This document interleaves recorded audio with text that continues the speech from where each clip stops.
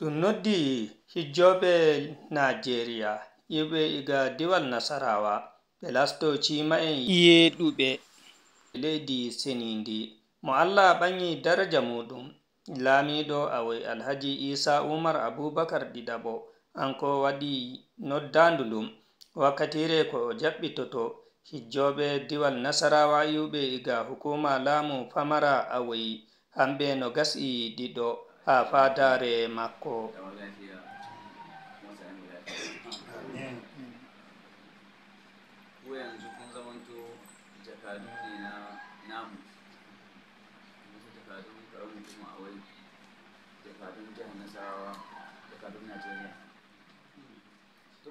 Mo Allah ɓanyi daraja muɗum lamiɗo o hon o wi ɓe latto cima'en yeɗuɓe leydi Saudiya gam to ɓe ngaɗi kugal bongal ha leydi Saudiya inde Najeriya ɓe mo'inani inde to bo ɓe ngaɗi ko lutini hinnan nden Najeriya ɓe tosti iko'e maɓɓe gam non o noddiɓe ɓe mbatta diwal Nasarawa Najeriya ima lamorde awai der du'aje maɓɓe.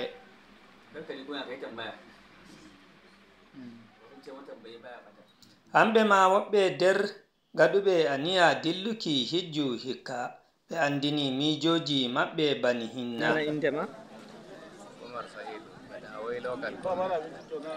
To da joni na on gaɗaniya dilluki hijju a meɗi yaki ko bo a meɗa yaki? Mi meɗa yaki an arande won ɗon leydi Saudiya. So no nanta haɗɗum hande a iya fuɗɗum Abuja on tammi ummaki hande? Kai alhamdulillah mi waɗa murna mi waɗa farin ciki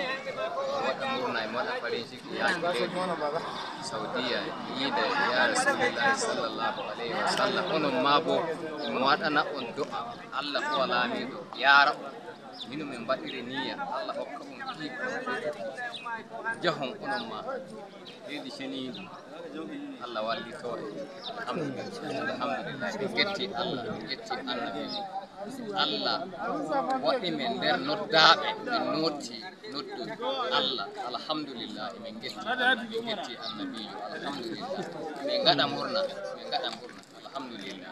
Alhaji on gaɗi niya dilluki leydi senidi di Makka da on hande on baali Abuja on deni ummaki pirowal moɗon so ko no nanata hande ɓernde maɗa raɗɗum a derɓe niya ko bo a meɗino yaki? A'a mi meɗa yaki mi nana farin ciki e goɗɗer Allah. To macha Allah nagare ko a wi'ayyan inde ma? Inde am wiɗi iga toye? daga awai. To macha Allah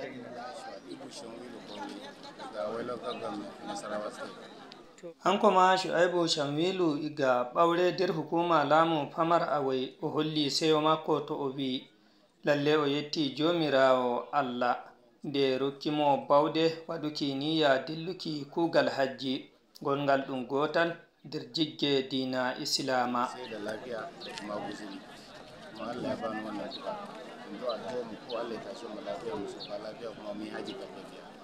Nyande misani fajirare hijjoɓe diwal Nasarawa gila hukuma lamu famara awai ɓe taski to ɓe jaɓɓiti lamiɗo awai o hon to ɓe yaltiri lafiya gila ɗo hon ɓe jotti dandal piroje Najeriya gongal Abuja to seni ɓe keɓa ummaki nyalde arandere ma bo nyalde 9 lewru ndu'u ɗuɗum taski huɗɗuki hoccuki hijjoɓe Najeriya gam dalila ɗum fuɗɗiri diwal Bauchi hautande e diwal Imo amma jamdi 2 nyalawmare hande hijjoɓe Najeriya ɓen yuɓe iga hukuma lamu famara awai hautande e woɓɓe yuɓe hukumaji lamu famari der diwal Nasarawa hamɓe ko hewti 400 iko yowni ummi e dandal piroje gal namde Azikiwe wongal Abuja yaki wuro Madina leydi Saudi Arabia. Kerol hotolungol won ɗon Ibrahim Iromo Dake ko de Radio International.